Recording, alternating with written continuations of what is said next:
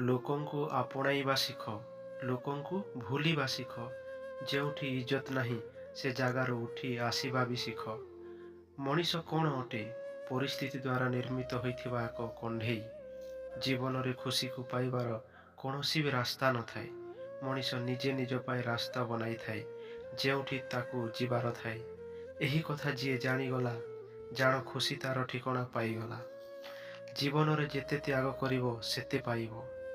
ଲୋକ କ'ଣ କହିବେ? ପ୍ରଥମ ଦିନ ହସିବେ, ଦ୍ୱିତୀୟ ଦିନ ମଜାକ ଉଡ଼ାଇବେ, ଆଉ ତୃତୀୟ ଦିନ ସବୁକିଛି ଭୁଲିଯିବେ। ସେଥିପାଇଁ ଲୋକଙ୍କ ବିଷୟରେ ଚିନ୍ତା ନ କରି ତାହା କର ଯାହା ଉଚିତ। ଯେଉଁଥିରେ ତୁମେ ଖୁସି ଅଛ ମନେ ରଖିଥିବ, ଜୀବନ ତୁମର, ଲୋକଙ୍କର ନୁହେଁ। କେହି ପ୍ରଶଂସା କଲେ ସାଙ୍ଗେ ସାଙ୍ଗେ ଖୁସି ହୋଇଯାଅ ନାହିଁ। ମନେ ରଖିଥିବ, ପ୍ରଶଂସା ପୋଲ ତଳେ ସ୍ୱାର୍ଥର ନଦୀ ବହିଯାଏ। ସମସ୍ୟା ଆମ ଜୀବନରେ ବିନା କାରଣରେ ଆସିନଥାଏ। ସମସ୍ୟା ଆସିବା ଏକ ସଂକେତ ଦେଇଥାଏ କି ଆମ ଜୀବନରେ କିଛି ବଦଳାଇବା ଜରୁରୀ। ଜୀବନରେ ସବୁଠୁ ଭଲ ଆଉ ଖରାପ କଥା ଏହା ଯେ ବୟସ ବିତିବା ସହିତ ଏହା ବୁଝା ପଡ଼ିଥାଏ ଯେ ଦିନ ଖରାପ ହେବ ବା ଭଲ ବିତି ଯାଇଥାଏ।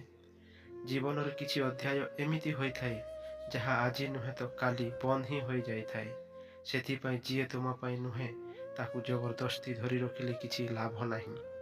ଜୀବନ ସାରା ପଛେ ଏକୁଟିଆ ରହିଯାଅ, କିନ୍ତୁ ଜବରଦସ୍ତି କାହା ସହିତ ସମ୍ପର୍କ ରଖିବା ପାଇଁ ଜିଦି କର ନାହିଁ। ହିସାବ ରଖୁଥାଅ। ଆଜିକାଲି ଲୋକ ଏହା ପଚାରି ନେଉଛନ୍ତି, ତୁମେ ମୋ ପାଇଁ କରିଛ ବା କ'ଣ?